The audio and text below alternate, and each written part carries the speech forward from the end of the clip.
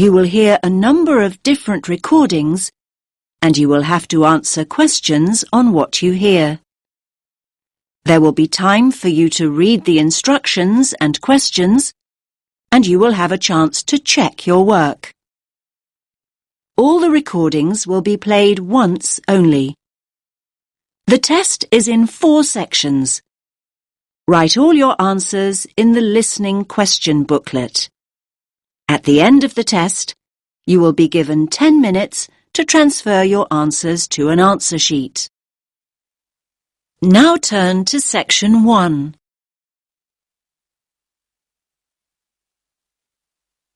You will hear 2 students talking about libraries.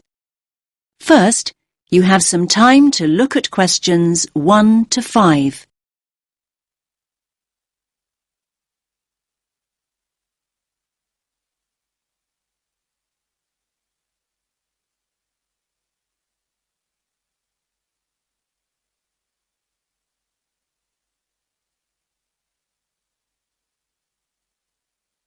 Listen carefully to the first part of the conversation and answer questions 1 to 5. Hi there, Tim. You look tired. Hi, Zara. I am tired. Well, it is SWAT-vac after all. SWAT-vac? Ah, yes, of course. Exam period. Don't remind me. I'm pretty exhausted myself.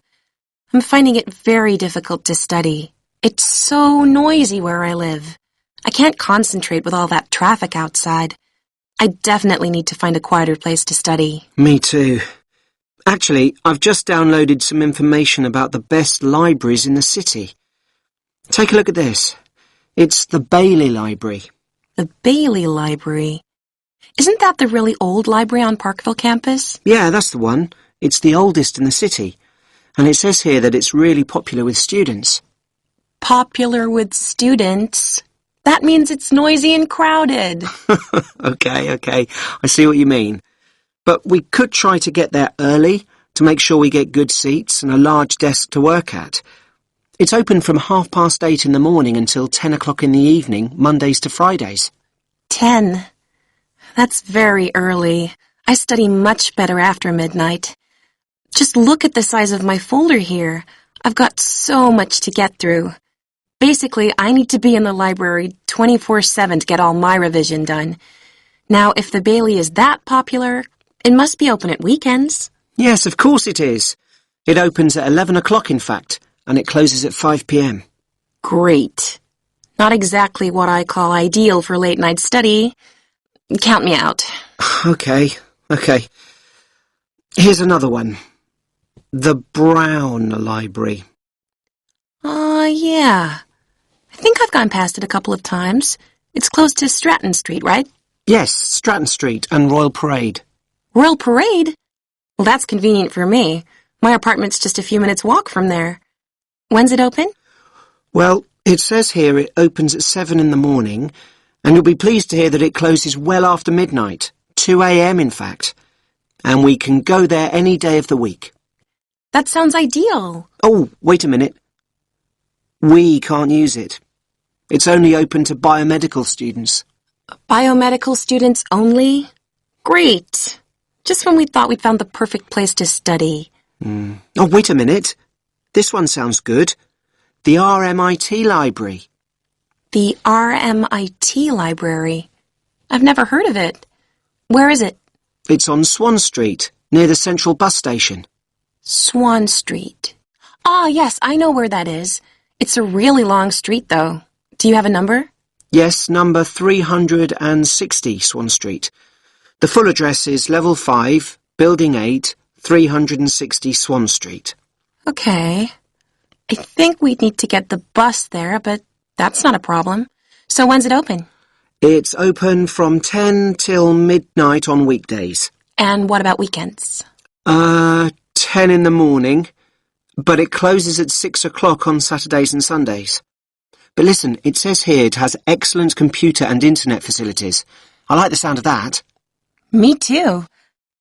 In fact, I like the sound of it so much, I think I'll take advantage of their excellent computer facilities right here and now. And how exactly are you going to do that? Your laptop isn't working. I know. So can I borrow yours? Now you have some time to look at questions 6 to 10.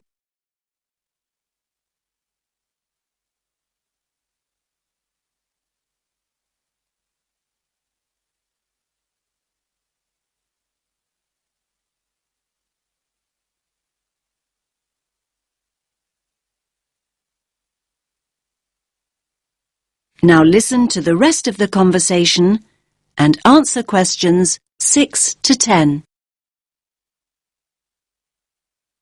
OK, here's the RMIT Library website. So we want the bookings page. OK, first of all, you need to log on to Book It. Book it? Yeah, that's it, Book It. Okay.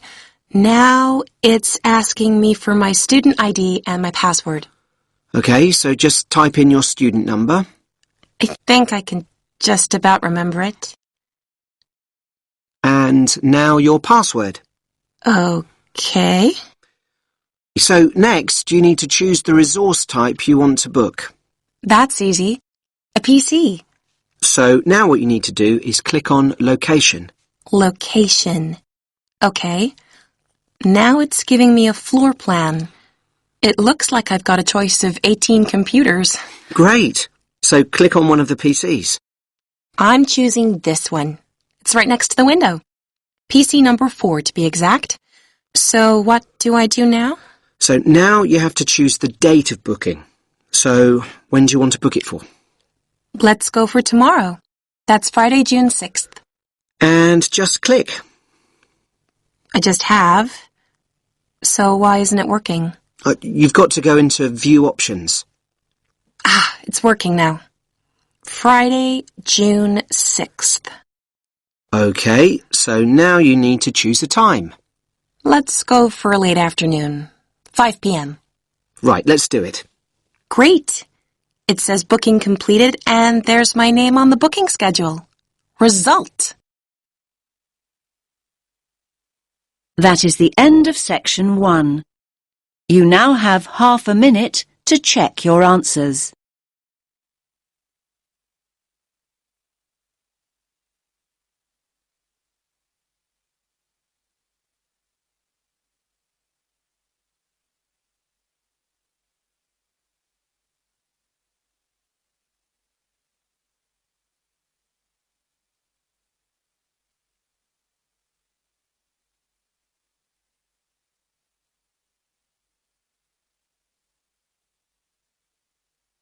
Track 6. Now turn to section 2.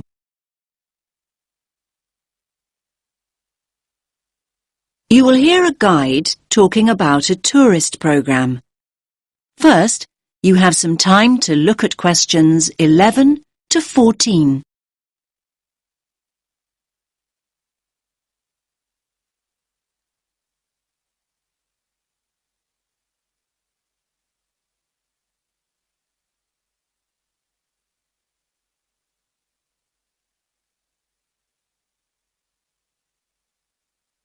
Listen carefully to the first part of the talk and answer questions 11 to 14.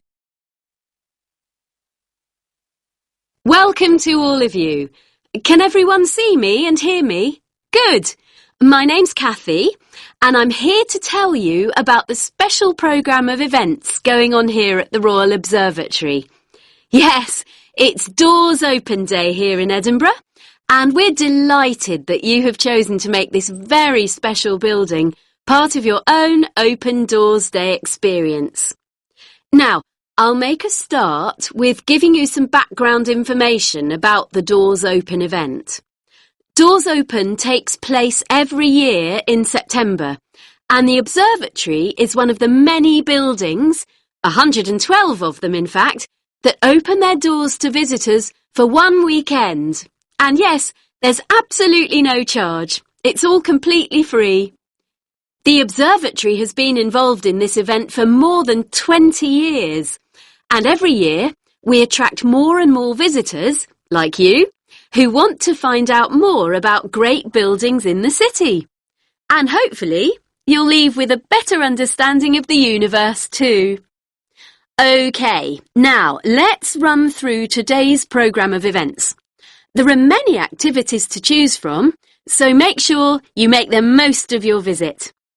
Now, there will be planetarium shows throughout the day.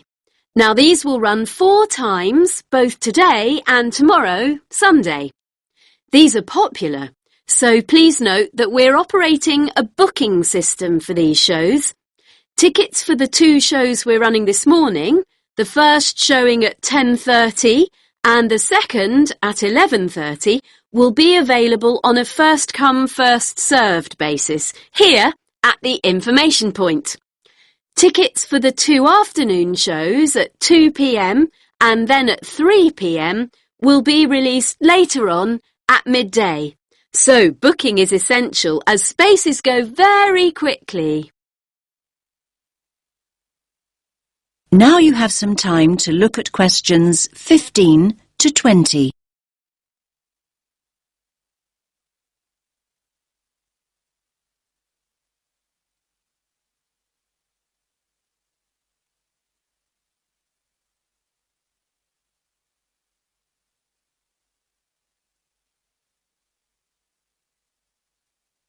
Now listen to the next part of the talk and answer questions 15 to 20.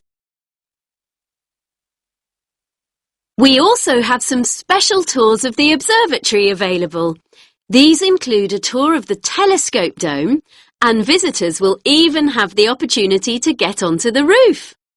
I hope that those of you who are interested are wearing your most comfortable shoes and that you can keep up the pace. It will be worth the effort of climbing all these stairs. You'll have stunning views over the city when you reach the top. Now, for those of you who want to take things at a more leisurely pace, there will be an opportunity to visit the Crawford collection and learn about the instruments that have been built here, and there will also be some items from the collection on view. For those of you who don't already know, the Crawford collection is an astronomical library. And not only that, it ranks as one of the most important astronomical libraries in the world. You are promised a real treat here. And it's great to have so many younger visitors here today. Now, we have a craft workshop for children here in the visitor centre where they can make their very own model of a telescope and colour their very own planet. Please note that all children must be accompanied by an adult. So, as you can see, it's a pretty full timetable and there's a lot going on. Now, any questions? That is the end of section 2. You now have half a minute to check your answers.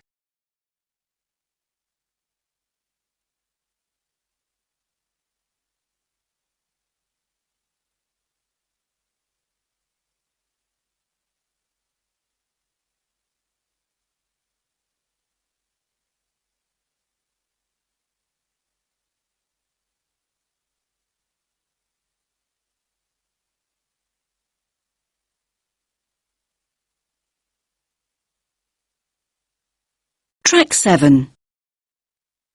Now turn to section 3.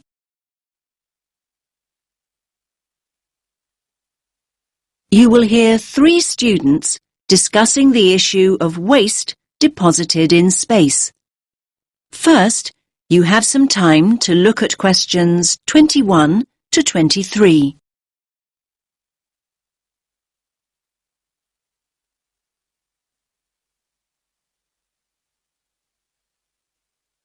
Listen carefully to the first part of the discussion and answer questions 21 to 23. Hey, did you manage to go to the talk by Dr. Chadwick this morning, Andy? I was there. What happened to you, Sam? My bike had a puncture. Seriously. Anyway, Ruth, I bet you took some notes. Can you fill me in? Sure. It was all about space junk. Really interesting, actually. I mean, I knew about how much rubbish humans are dumping here on planet Earth, but I had no idea how much junk there is flying around in space. Did you know that there are literally millions of pieces of rubbish orbiting the Earth as we speak? Not until now, I didn't.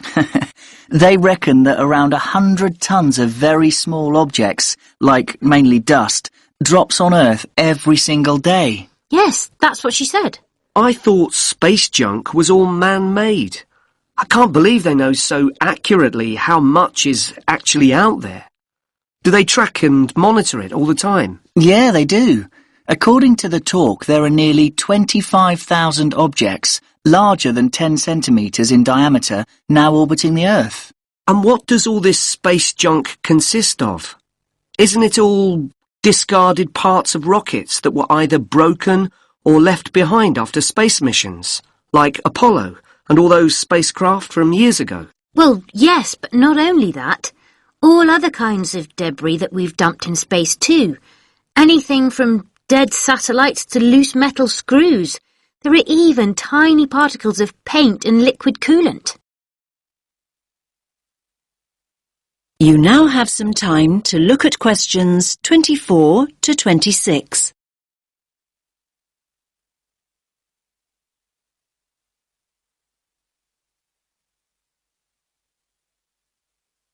Now listen to the next part of the discussion and answer questions 24 to 26.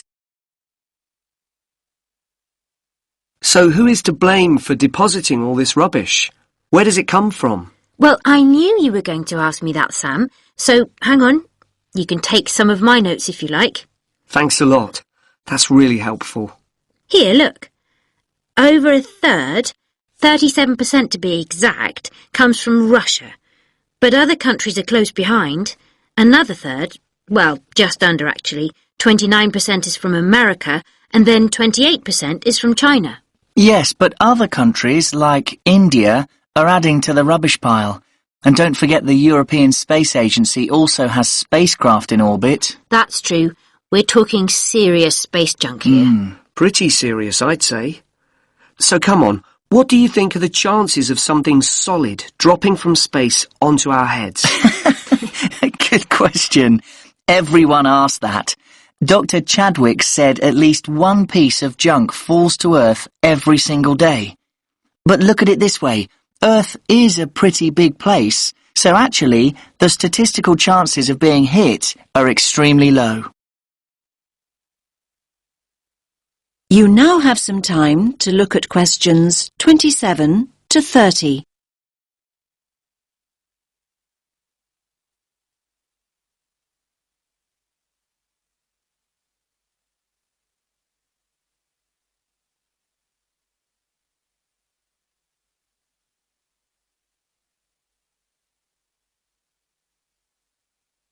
Now listen to the rest of the discussion and answer questions 27 to 30. So are you saying I'm more likely to win the lottery? Well, just think about it. 2/3 of the Earth is ocean. That's true. But in time, almost all these pieces of rubbish will fall to Earth because the object's orbit is decreased by its gravitational pull. But the good news is that they don't cause any serious damage. You know, they can't actually survive the heat generated on re-entry. They simply burn away. But that's not always the case. There are exceptions. Chunks of the United States UARS satellite recently fell into the Pacific Ocean. The UARS satellite? It was this 6-ton satellite launched by the Space Shuttle Discovery way back in 1991. So it had been up in space for 20 years, but stopped working in 2005. It weighed 5,700 kilos. And that's about the same as a double-decker bus, apparently. And, just check my notes.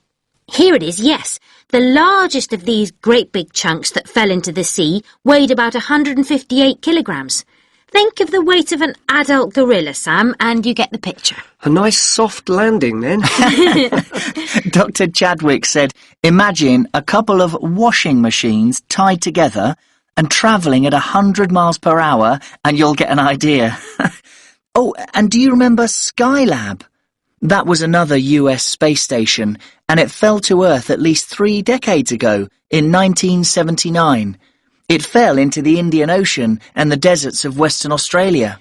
According to what I wrote down, that particular space junk weighed 100 tons. And let's not forget Mir, the Russian space station. Mir weighed 135 tons, far, far larger than UARS, and it fell to Earth in 2001.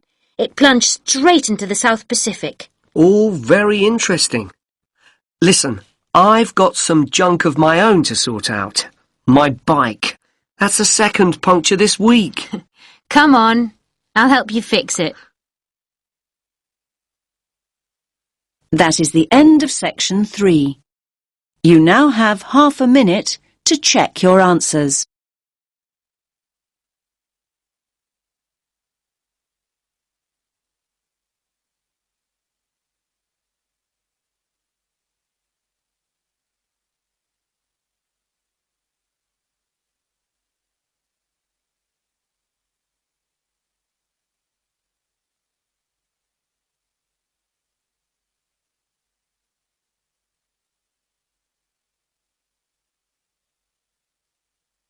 Track 8.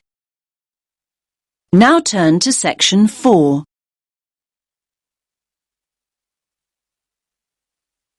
You will hear a woman talking about retail psychology. First, you have some time to look at questions 31 to 40.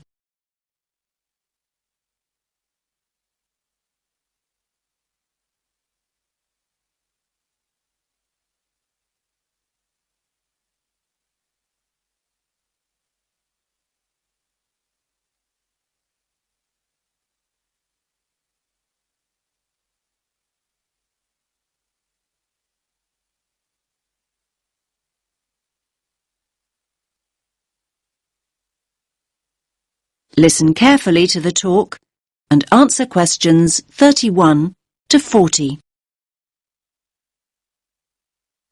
Hello everyone. Let's get started on the final lecture in our module on retail psychology. Today we're going to focus on supermarket layouts and how retailers display their products to encourage us as customers to spend as much of our money as possible. It's an interesting topic. Now, most of us don't actually realise that the layout is deliberately designed to make us part with our money. But in fact, millions of pounds are spent on research into the psychology of shoppers and what motivates us to buy. So, let's have a look at an actual supermarket layout. Now, here's the entrance to the store, just here. This area immediately around the entrance is what retailers refer to as the Decompression Zone or the dead zone. This is where the customers recover from the environment outside. And by that I mean this is where they adjust. For example, the place where they might put their keys in their pockets or take off their sunglasses, these kinds of things. So, what do you notice about this area? It's very empty, isn't it? Yes, it's pretty much clear of stock altogether. This area is not designed or used to sell us anything. Basically, the supermarkets never put any merchandise here because they know that no one's ready to buy yet. However, the retailers want their customers to feel comfortable.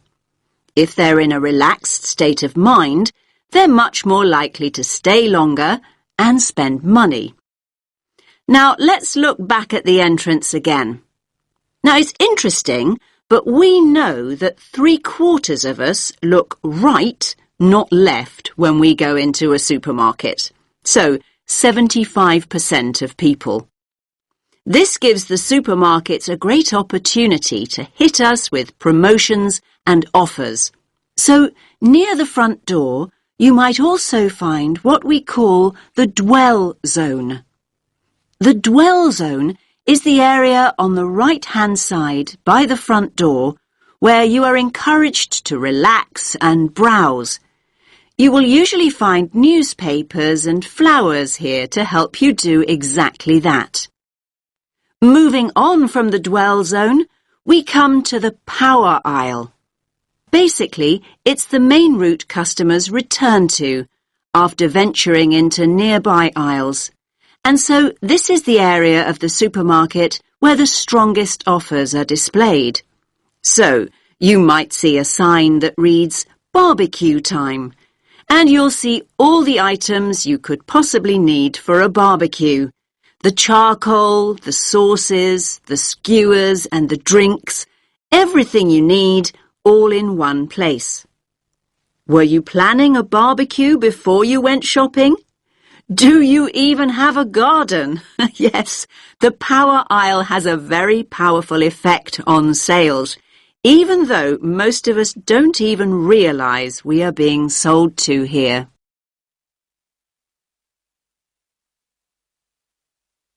Now, let's think about fruit and vegetables for a moment. They're always located towards the front. Now, why do you think this is? Yes, fruit and vegetables are always at the front because it gives the supermarket a healthy image. And let's think back to flowers and newspapers. We talked about both these items earlier. And yes, they're displayed near the front on the right. Now, they're known as distress goods. Why's that? Well, these are the goods that we often buy in a hurry or on impulse. In other words, these are the items we didn't actually intend to buy at all. But the supermarkets want us to put them in our trolleys even before we start our proper shopping. Now, what about everyday items like bread or milk or cereals? They're always placed right at the back of the supermarket. Yes, in this area here. Again, this is a deliberate strategy by the supermarkets. Basically, they want us to walk through the whole store to get them in the hope we will buy other things on the way. That's why items like these are often called destination goods. Now, where products are placed on the shelves makes a real difference. We read shelves a bit like we read a book. Our eyes go from left to right. And they want you to focus on the more expensive items, so they place them at eye level. It's often quite hard to spot items like cheap tinned food. Why is that? Well, they're normally placed very low on the shelves. Basically, the supermarkets don't want the cheapest products to be the ones you see first. Finally, let's have a look at the checkout area here. Now, we all know that sweets are deliberately placed within the reach of children at the checkout. But all kinds of things are displayed at checkouts these days. In fact, supermarkets can change what's on offer almost by the hour. It's a quick and easy way for them to rotate their stock. So, if the sun comes out, the checkout is an ideal place to display sunglasses. And if it rains, umbrellas can be placed there instead. Now, does anyone have any questions? That is the end of section 4.